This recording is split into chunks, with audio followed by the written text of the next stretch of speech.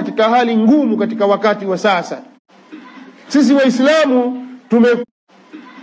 Waislamu tumekuwa katika hali ngumu katika wakati wa sasa, na sababu kubwa ni haya mambo mawili: kupatikana katika jamii yetu watu wa sampuli mbili, wanawachuoni na wasomi waovu na wajinga wenye kufanya ibada. Hivi ni vitu viwili vibaya, vikiingia katika umma, basi umma uko katika hatari kubwa. Na kila mmoja katika sisi kwa nafsi yake ni shahidi juu ya hilo. Hawa wajinga wenye kufanya ibada ni wengi sana. Sikwambii wajinga wasiofanya ibada. Mjinga alafu afanya ibada, aabudu hivyo hivyo kijinga jinga, hamjui Mola wake. Na hakuna ujinga mkubwa zaidi kama mtu kutokijua kitabu cha Mola wake, Qur'an. Na haya ndio wengi katika Waislamu.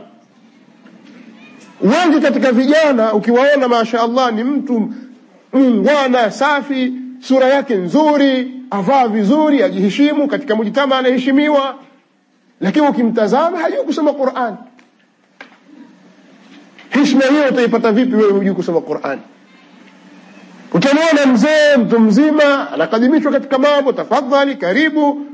Watu akija, watu wana kaingia mtu, si kijitu, lakini hajui kusoma Qur'an. Na kama ajua kusoma, ajua kulipua tu, la yuqimu hurufa, hawezi kusimamisha hurufi za Qur'an.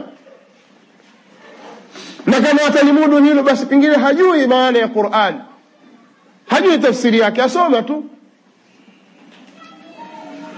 Sasa haya ni matatizo. Haya ni matatizo makubwa ambayo yanatufanya sisi tuingie katika balaa.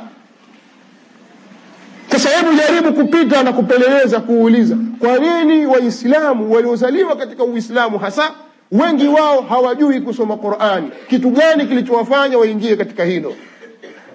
Ni kwa sababu hakuna misikiti ya watu kwenda kusoma, madarisi hakuna, au ni kitu gani? Hakuna wakati, hakuna nini? Ukipeleleza na ukifuatilia utakuta hakuna kizuizi chochote. Hiyo misikiti hii ni watu waingia kuswali na kutoka. Wakati mwingi watu wamaliza katika maskani zao, katika sehemu za lahu, katika sehemu za lahu, katika mambo ya porojo, katika michezo, katika vitu visivyokuwa na faida, katika ma-TV, watu wakitazama ma-TV kila wakati, musalsalat na vitu mbalimbali, bongo movies na vitu gani watu waangalia kila wakati. Lakini hawezi kupata wakati wa kukaa kumwambia mwalimu nifundishe Qur'an. Ikifunguliwa darasa ya Qur'an, tena mawaidha kama hivi msikiti, hutapata mahali pa kukaa, na wengine kama hivyo unavyoona kwa madirishani. Lakini weka darasa ya Qur'ani, kama utaona mtu na hajui kusoma Qur'ani, na wala hana mpango wa kujua, hataki kusikia habari hiyo, kakae pale usome Qur'an na watoto. Hawa ndio watu wanaoharibu umma huu wa Muhammad, kwa sababu maangamivu hayaji isipokuwa kwa ujinga. Ujinga kushakithiri. Ina maana kama hujui kitabu wewe cha Allah subhanahu wa ta'ala, huwezi ukasimama kukisoma kitabu hiki. Na waliosifiwa kwa kheri ni wale ambao wanaisoma Qur'ani haqqa tilawatihi, wanaisoma Qur'ani ana al-layli wa atrafa an-nahar.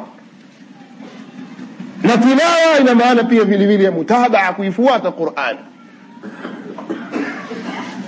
Nususi ziko nyingi, lakini kwa sababu nimekusudia kuzungumza kwa mukhtasar, nitakuwa nazungumza kwa ujumla. Aliyozungumza Sheikh Abu Hashim yametosheleza katika nususi kutilia mkazo katika hili. Lakini ujinga umekithiri katika miji yetu, ujinga umekithiri ndani ya nyumba za Waislamu. Kwa sababu ya ujinga, watu wakawa hawajui itikadi yao sahihi kuhusu Mola wao. Watu hawamjui mtume wao sallallahu alaihi wasallam na haki zake vile inavyotakiwa. Watu wanayojua wao ni kwa njia ya kurithi, tukasikia mtu fulani kasema, basi naye apokea tu. Watu hawajui namna ya kumwabudu Mola wao na utekelezaji wa ibada. Utazama watu wengi katika swala zao wanaswali kwa kuiga. Lakini leo mathalan utatia mtihani kwa watu kumwambia fulani, hebu simama swali kwa sauti tusikie, Pale unaposwali wewe wasemaje? Tukusikie. Ndio utakapoona kwamba watu wanatukana ndani ya swala, badala ya kumwadhimisha Mola wao pengine wakawa wamtukana Allah tabaraka wa taala, kwa sababu Qur'ani waisoma makosa, adhkari hawazileti sawa sawa, au uzushi umekithiri. Yale aliyofunza Mtume sallallahu alaihi wasallam hayapo, watu wanayao mingine. Swala zao zimekuwa za kuigaiga. Hili ni tatizo, utaliona. Kwa hiyo namna ya kuabudu pia jambo hili hulipati. Misingi ya kuongoza katika haki na kujua hii ni batili, hilo pia utakuta halijulikani, kwa sababu wakati tuliokuwa nao wazungumzaji wamekuwa wengi, vijogoo vimekuwa vingi, na vijogoo vikiwa vingi usiku waharibika. Sasa wazungumzaji wengi sana, na wengi katika wao si wa kweli, hawana elimu. Lakini kwa sababu wewe hujui, wewe waangalia mirindimu ya sauti inavyotoka, ikikukuna katika nafsi yako, sababu mashaallah yule kiboko yule mimi nampenda sana yule, lakini huna kigezo chochote kujua kwamba asema haki au batili. Huna. Wewe kasema kusifia mashaallah maneno ya leo, yale kiboko yale, kazi yako wewe kusifia sifia tu, lakini huna mizani ya kujua kwamba huyu kazungumza haki au batili.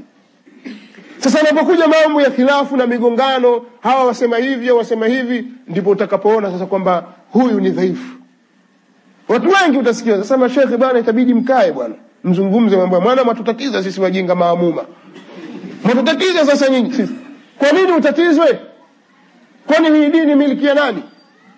Ndio maana sisi katika da'wa yetu, da'wa ya ahli sunnah wal jamaa, tuhimiza kwamba msingi mkubwa kabisa wa kwanza kabisa ni elimu. Lazima watu wasome, watumie wakati wao kwenye kusoma, na udhuru wa kusema hakuna wakati, huo ni uongo mtupu. Huo ni uongo mtupu. Tutajua kwamba wakati mnao wa kucheza madhumna, kucheza makeram, kucheza mapool table, kucheza madrafti, kucheza mipira, kuangalia matelevision, kukaa kupiga domo kaya tu katika maskani, wakati mnao. Lakini kusoma Qur'ani wakati huo hamna, na umri unakwenda. Sasa anayefahamu dawa ya Mtume sallallahu alaihi wasallam hawi hivyo, anakaa kitako akasoma dini yake. Japokuwa kwa siku ajua leo nimekwenda msikitini nimejifundisha kitu kimoja. Katika hadithi nayokumbuka haraka haraka ya Uqba bin Amir, sikumbuki kama katika sahihaini ameipokea Muslim rahimahullahu ta'ala, Imamu Mtume sallallahu alaihi wasallam anasema, anawaambia maswahaba wake, ayukum yuhibbu an yaghduwa ila al-aqiq au ila buthana fayarji' binaqatayn kawmawayn bighayri khati'atin wala qati'ati rahim bighayri ithmin wala qati'ati rahim.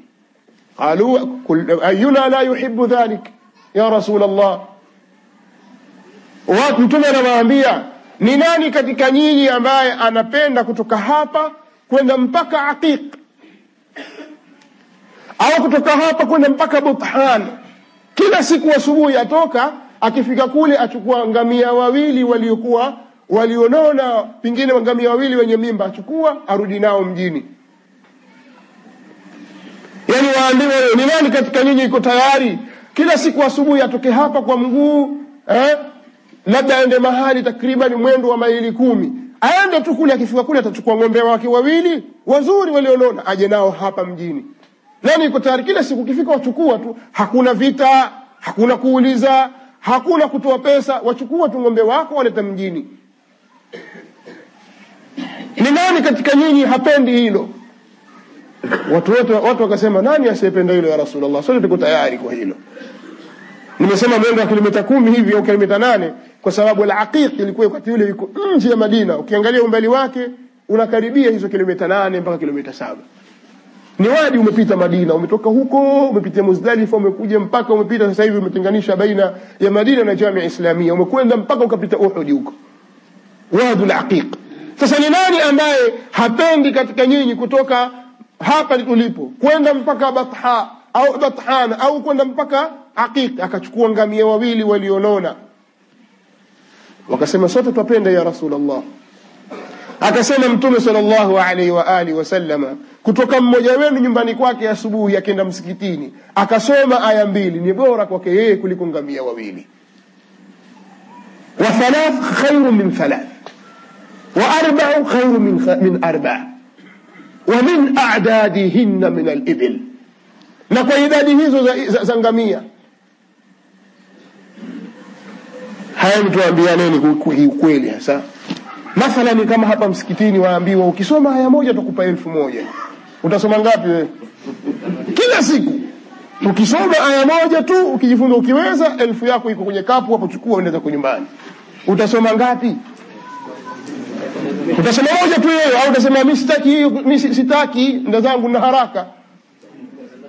Kwa msikiti hautatosha.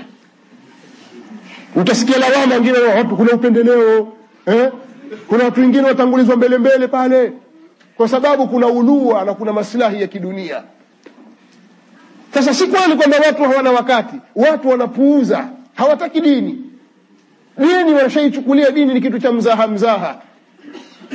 Sasa dawa tunailingania sisi si dawa ya kurembana bwana na kupambana tu. Ukampamba mtu vizuri, Waislamu nyinyi mashaallah nyinyi mna msimamo. Hamna msimamo.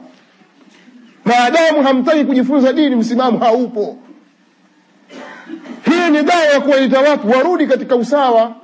Matatizo yetusibu sisi katika mjitamaa wetu ni kwa sababu hatutaki haki. Tunataka kupambwa tu sisi. Maneno yakija hapa ni visa vya kudanganyana, tunakuliwazana. Hatutaki ule ukweli wa dini hasa. Kwa hiyo hatuwezi kujirekebisha nafsi zetu, hatuwezi kutengeneza nyumba zetu, hatuwezi kubadilisha mitaa yetu kwa sababu hatuko tayari kubadilika.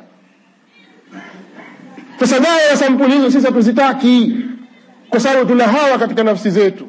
Na huku tuomba hidayah ni kama vile sasa wewe washika njia waelekea kusini, huko kusini mwa Afrika, waomba ya Rabbi nifikishe salama Maka. Maka ipi? Wewe shika njia si alafu waomba dua kufika Maka. Huwezi kufika. Uelekee kule unapokwenda kule ndio uelekee huku, uombe kwamba ya Rabbi nifikishe salama.